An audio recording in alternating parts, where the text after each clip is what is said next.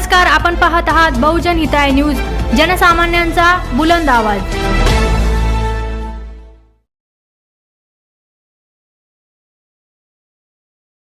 Doctor Babasaheb आंबेडकरांचा जय हो। छत्रपती शिवाजी महाराज की जय। छत्रपती शिवाजी महाराज की जय। डॉक्टर बाबासाहेब आंबेडकरांचा जय हो। छत्रपती शाहू महाराजांचा जय हो। महात्मा ज्योतिबा फुलेंचा जय हो। क्रांतिज्योती सावित्रीबाई फुलेंचा जय हो। रमाबाई आंबेडकरांचा जय हो। जय भीम। जय भीम। जय भीम। तथागत भगवान बुद्धांचा पंचशील ध्वजाचा महात्मा ज्योतिबा फुलेंचा चला जणूबाई मुर्दाबाद अनुस्मृती मुर्दाबाद मुर्दाबाद मुर्दाबाद। डॉक्टर बाबासाहेब आंबेडकर, डॉक्टर बाबासाहेब आंबेडकरांचा मनुस्मृती मुर्दाबाद मुर्दाबाद मुर्दाबाद मुर्दाबाद मनुस्मृती मुर्दाबाद मुर्दाबाद मुर्दाबाद मनुस्मृती मुर्दाबाद मनुस्मृती मुर्दाबाद मुर्दाबाद।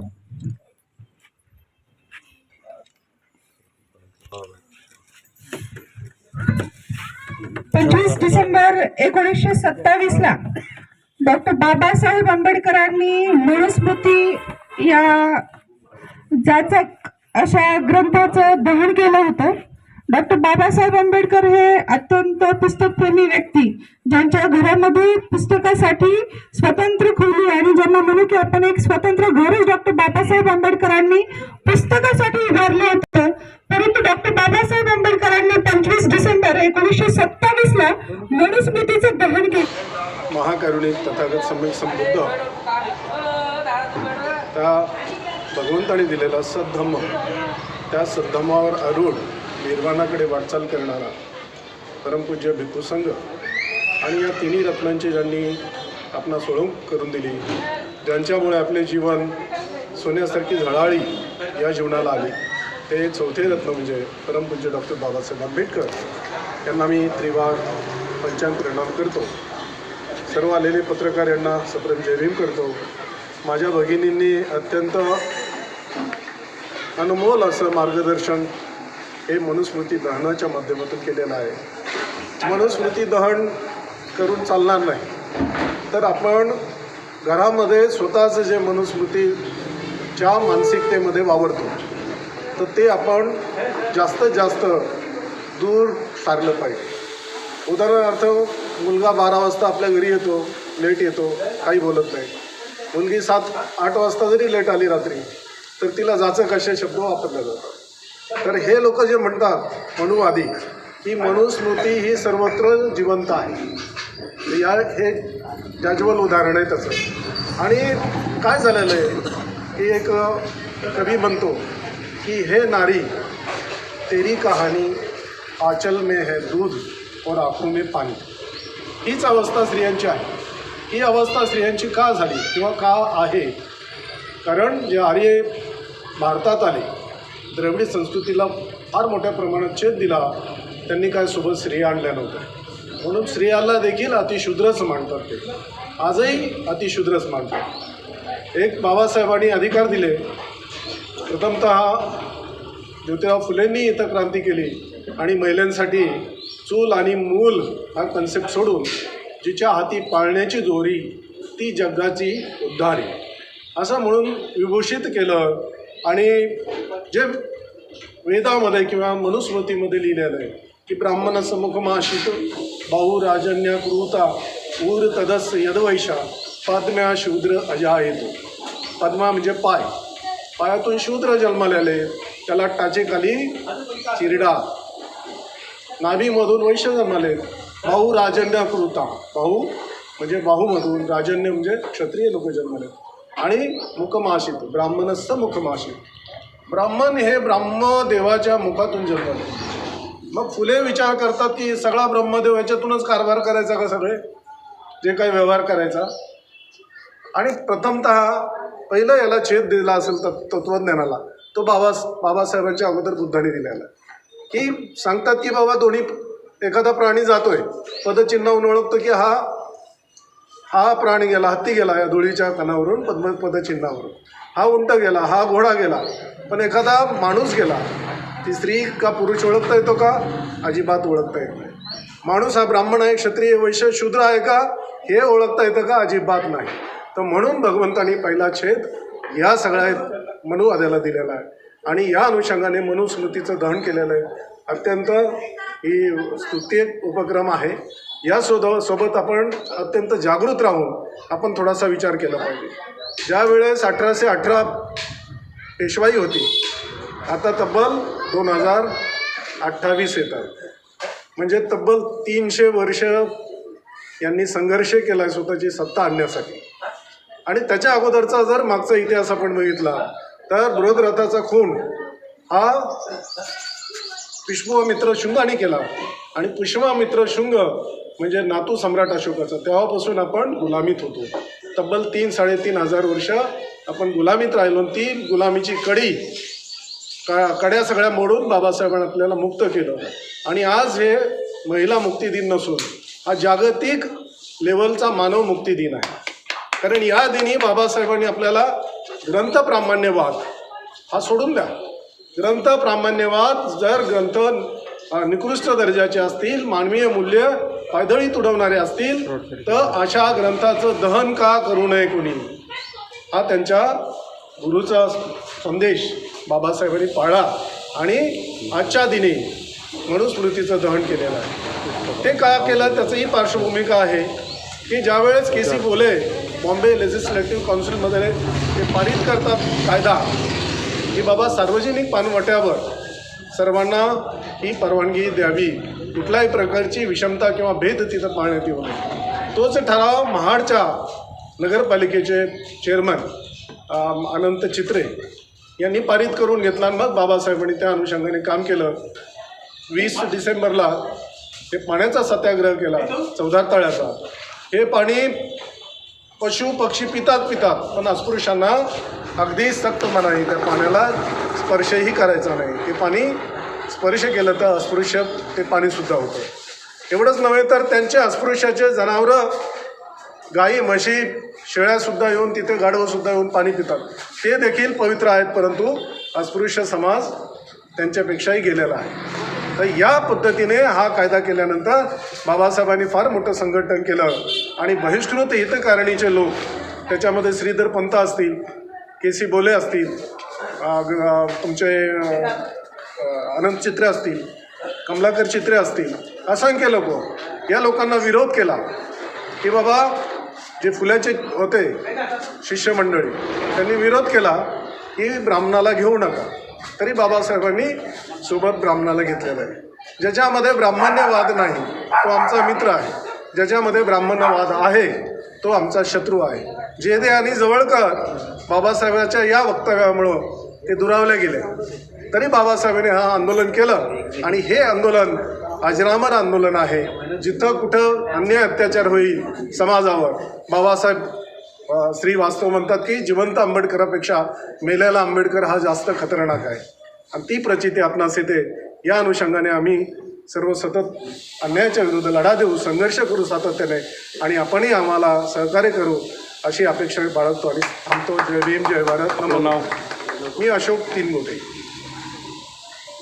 आज मनुस्मृती दहन केलं, काय सांगणार? मनुस्मृती दहन झाला, आम्ही सर्व मुक्त झालो 1927ला.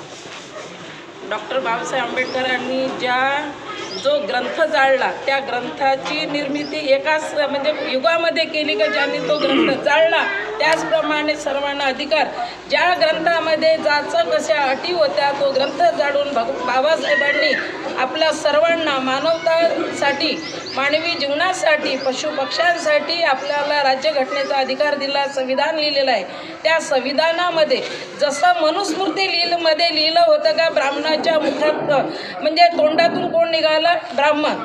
आणि क्षत्रिय म्हणजे बाहूमधून क्षत्रिय तयार झाले, त्यांचा जन्म झाला आणि मांडीतून वैश्य निर्माण झाले आणि शूद्र हे आपल्या पायामधून निर्माण झाले. हे ज्या मनुस्मृतीमध्ये लिहिलं होतं त्या मनुस्मृतीचं दहन बाबासाहेबांनी 25 डिसेंबर 1927ला महाड या ठिकाणी केलं. आणि आपल्याला असं वाटते का हे फक्त बौद्ध धर्मातल्या स्त्रियांसाठी नाही, तर मनुस्मृतीच्या मध्ये लिहिलं होतं का तिथं जी स्त्री आहे ती कोणत्याही जाती धर्मातली असो त्या सर्व जाती धर्मातल्या स्त्रियांना बाहेर येण्याचा अधिकार नव्हता, उंबरठा ओढण्याचा अधिकार नव्हता. त्यांनी फक्त भाकरी करावं आणि चाकरी करावं ही त्यांचीच मनुस्मृती होती. पण आज आपल्याला ज्या बाबासाहेबांनी जे अधिकार दिले संविधानामध्ये ते फक्त आपल्या बौद्धांसाठीच नाही तर भारतातील प्रत्येक स्त्रियांना बाबासाहेबांनी अधिकार दिले, समानतेचा अधिकार दिला. समानतेचा अधिकार देऊन आपल्याला मताचा अधिकार दिला. ज्या स्त्रियांना म्हणजे घराच्या बाहेर म्हणून येऊ दिलं नव्हतं त्या म्हणूचा असा तिरस्कार करून बाबासाहेबांनी प्रत्येकाला जगण्याचा अधिकार दिला, मताचा अधिकार दिला, समानतेचा अधिकार दिला, जीवन जगण्याचा अधिकार दिला, शिक्षणाचा अधिकार दिला. ज्या महिलांना पंतप्रधान केलं, राष्ट्रपती केलं हे बाबासाहेबांचे पुण्य आहे. आणि बाबासाहेबांची पुण्याही करतो. ज्या मंदिरामध्ये पंतप्रधान केले होते इंदिरा गांधी जगन्नाथपुरीच्या मंदिरामध्ये, तिथं त्यांना एक स्त्री म्हणून त्यांना अधिकार नव्हता का ती विधवा आहे तिला जाऊ द्यायचं नाही, तर तिला पूजेचा अधिकार दिला नाही. एक भारताची पंतप्रधान जी भारताची प्रथम नागरिक असते तिला सुद्धा अधिकार दिला नाही. पण ज्या खुर्चीवर राष्ट्रपती बसलेले आहे, ज्या खुर्चीवर जे म्हणजे अस्पृश्य बसलेले अस्पृश्य स्त्री, एक एसटी समाजाची जे गोरगरीब विटांच्या भट्टीवर काम करणारी एक स्त्री भारताची राष्ट्रपती होते, हे कोणाची पुण्य आहे तर ही डॉक्टर बाबासाहेब आंबेडकरांची पुण्य आहे. जर डॉक्टर बाबासाहेब आंबेडकरांनी संविधानामध्ये लिहिलं नसतं तर आपले एवढे खासदार आमदार निवडून आले नसते. सर्व महिलांना आपण काय आव्हान करणार? सर्व महिलांना माझं एकच आव्हान आहे, जे चूल मूल शिकवण्यापेक्षा मुलींना चांगले संस्कार शिकवा. मुलींना 7वीमध्ये लग्न करू नका, मुलींना आपल्या पायावर उभं करा, मुलींना शिक्षणाचा पूर्ण अधिकार द्या. त्याचप्रमाणे ज्याप्रमाणे आपण मुलांना एक पेरू जर कापला तर मुलाला हिस्सा जास्त देता आणि मुलीला कमी देता, असं कमी लेखू नका. मुलीला मराठी मीडियममध्ये टाकतात, मुलाला इंग्लिश मीडियममध्ये टाकतात, कारण का तो माझा वंशाचा दिवा आहे. माझ्या मते तर मी वंशाचा दिवा मुलीलाही मानते, कारण जेवढी मुलगी म्हणजे आईवडिलांना सक्षम करते तसं मुलगाही असे. पण मुलांकडे आम्ही एक आई जरी असेल तर आईचा कल हा सर्वांमध्ये मुलांकडे असते. आणि मुलांना इंग्लिश मिडियमला शिकतात, मुलीचं लवकर लग्न करतात आणि मुलाला चांगलं शिकू देतात. त्याला चांगलं म्हणजे तो कसाही जरी असला तरी मुलांचे गुन्हे माफ करतात, मुलींना लवकर लग्न करून तिच्या सासरी पाठवतात. आपलं नाव? माझा रत्ना दिलीपराव ससाणे, नागशेन विद्यालयामध्ये शिक्षिका होते. दादा, मनुस्मृती दिवस संपूर्ण भारतात मनवला जातोय, उत्साहाचं वातावरण आहे. स्त्रीमुक्ती दिन म्हणून सनी खऱ्या अर्थाने आजचा दिवस आहे. काय वाटतं, काय सांगाल? आजच्या या स्त्रीमुक्ती दिनाच्या निमित्ताने भूमिपुत्र जन पार्टीच्या शहर शाखेच्या वतीने आज स्त्रीमुक्ती दिन त्याचबरोबर मनुस्मृतीचं दहन हा कार्यक्रम आयोजित केलेला आहे. संपूर्ण देशामध्ये हा कार्यक्रम होतो आहे. हा कार्यक्रम सुरू होण्याच्या अगोदर मी प्रथम जो तडीपार गृहमंत्री आहे या देशाचा अमित शहा त्याचा पहिला निषेध करतो आहे. कारण या अशिक्षित आणि तडीपार व्यक्तीने महामानव डॉक्टर बाबासाहेब आंबेडकरांच्याबद्दल जे एकेरी शब्दामध्ये उल्लेख केला, अशा माणसाचा निषेध करणं आणि त्या माणसाची प्रवृत्ती जाणून घेणं हे प्रत्येक भारतीय नागरिकाचं कर्तव्य आहे. आज श्रीमुक्ती दिनाच्या निमित्ताने खरं तर आमच्या भगिनी बोलल्या या ठिकाणी की बाबासाहेब आंबेडकरांनी भारतीय घटनेमध्ये जे स्वातंत्र्य दिलं ते स्वातंत्र्य मनुस्मृतीने हिरावून घेतलं होतं. स्त्रियांना चूल आणि मूल या पलीकडे तिने जाऊ नये. बाकी तर शिक्षण सोडा, त्यांच्या वैयक्तिक आशा आकांक्षांना देखील त्यांनी मुरड घालण्याचा प्रयत्न केला होता. या सगळ्या गोष्टीला तिलांजली देण्यासाठी लोकांमध्ये एक प्रबोधन व्हावं म्हणून डॉक्टर बाबासाहेब आंबेडकरांनी 25 डिसेंबर 1927 रोजी महाड या ठिकाणी मनुस्मृतीचं दहन केलं. दहन याच्यासाठी केलं की हा जो हिंदू समाजाचा ग्रंथ आहे तो मानव जातीला कलंक आहे आणि जो स्त्रियांना माणूस म्हणून जगण्याचा अधिकार देत नाही, तो ग्रंथ या ठिकाणी मी जाळत आहे. आणि यापुढे स्त्रियांनी शिक्षण घेऊन प्रत्येक क्षेत्रामध्ये जावं असं त्यावेळेस बाबासाहेब आंबेडकरांनी आपल्याला सांगितलं होतं. त्यानुसार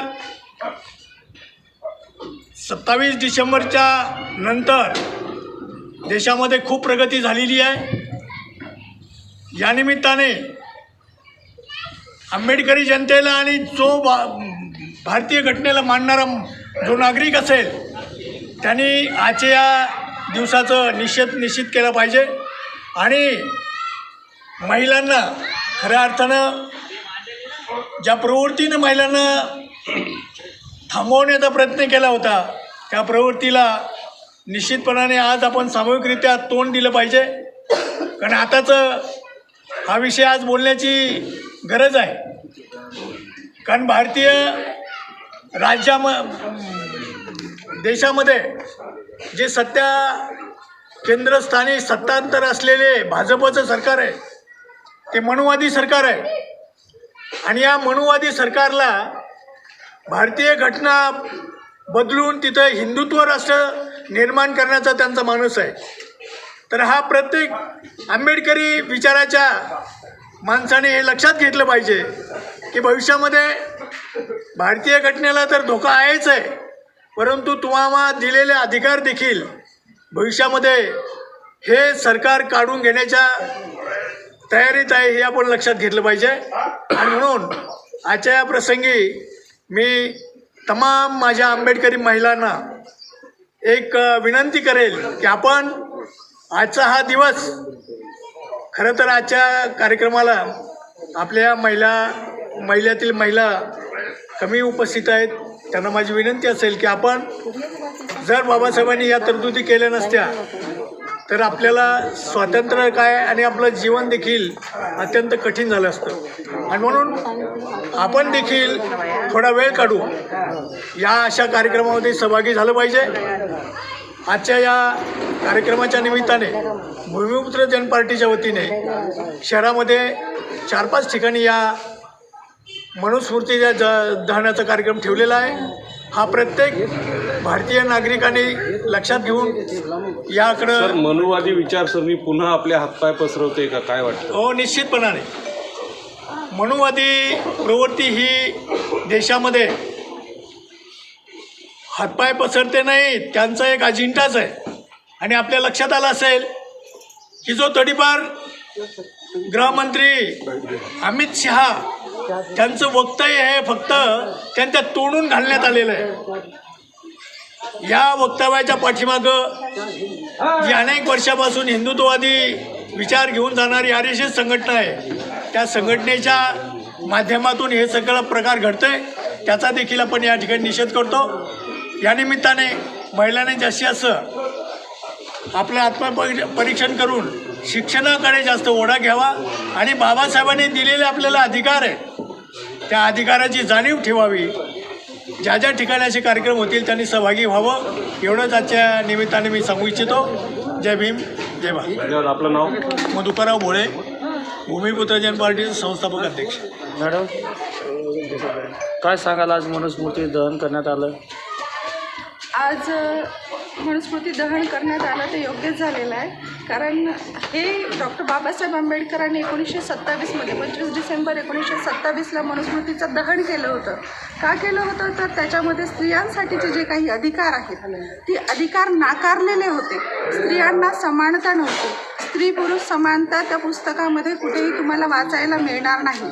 त्याच्यातली एक एक गोष्ट जर आजही घेऊन तुम्ही वाचाल, कारण मनुस्मृती वाचायला अवेलेबल आहे आणि तुम्ही जर बघाल तर त्याच्यामध्ये त्यांनी पशुसोबत तुलना केलेली आहे. किंबहुना त्यांनी म्हटलं की तो पशु चांगला आहे, परंतु ती स्त्री जी आहे ती ताडनाच्या लायक आहे, म्हणजे पशुपेक्षाही ती बदतर आहे. तर या सर्व गोष्टी बौद्धिकदृष्ट्या न पटणाऱ्या होत्या. डॉक्टर बाबासाहेब आंबेडकर समानतेचे प्रवक्ते आहेत आणि ते आपल्या सर्वांना माहीत आहे. तर स्त्रियांना त्यांचे सर्व अधिकार मिळण्यासाठी त्यांनी भारतीय संविधानाच्या माध्यमातून आपल्याला वेगवेगळे कायदे दिलेले आहेत, संरक्षक कायदे दिलेले आहेत आणि संपूर्ण स्त्री जमातीला एक प्रकारचं स्वातंत्र्य दिलं आहे. स्वातंत्र्य म्हणजे कुठलं स्वातंत्र्य दिलं आहे? समानता कुठली दिली? शिक्षणाचा अधिकार दिला, संपत्तीचा अधिकार दिला, अर्थार्जनाचा अधिकार दिला, सक्षम होण्यासाठी कायदे बनवले आणि हे सर्व डॉक्टर बाबासाहेब आंबेडकरांनी मनुस्मृती दहन करून पुन्हा एकदा उभं केलेलं आहे.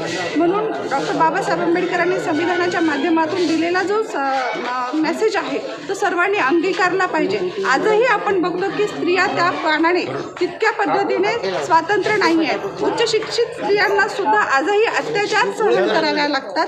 नोकरीसाठी बाहेर पडलेल्या स्त्रीला सुद्धा कौटुंबिक हिंसाचाराला, अत्याचाराला बळी पडावे लागतं. मग या सर्वांची प्रेरण जेव्हा आपण आपल्या घरामधून मुलाला आणि मुलीला समान शिक्षण देऊन समान कायदे शिकवून जर करू तर निश्चितच आपल्या स्वप्नातला भारत आपल्याला इथे पाहायला मिळेल आणि स्त्रियांना खऱ्या अर्थाने स्वातंत्र्य मिळेल. स्त्रियांना स्वैरता नाही पाहिजे, परंतु स्त्रीला स्वतःच्या पायावर सक्षम होऊन स्वतःला सिद्ध करण्यासाठी जे पाठबळ मिळालं पाहिजे, ज्याची तरतूद आहे, परंतु अंमलबजावणी होत नाही. तर ती अंमलबजावणी घराघरातून झाली तर निश्चितच आजची स्त्री म्हणजे अबला नारी असे जे पण काही आपण त्यांच्या पाठीमागे उदाहरण लावतो ना, त्या गोष्टी लागणार नाहीत आणि ती सक्षम होईल. तर खऱ्या अर्थाने डॉक्टर बाबासाहेब आंबेडकरांनी स्त्री जन्माची एक जामीन घेतलेली आहे भारतीय संविधानाच्या बाबतीतून. जसं म्हटलं की बाप म्हणेले की तुझं साखरेचं पोतं पण तुझ्या जन्माची जामीन कोण घेतं. तर डॉक्टर बाबासाहेब आंबेडकरांनी भारतीय संविधानाच्या माध्यमातून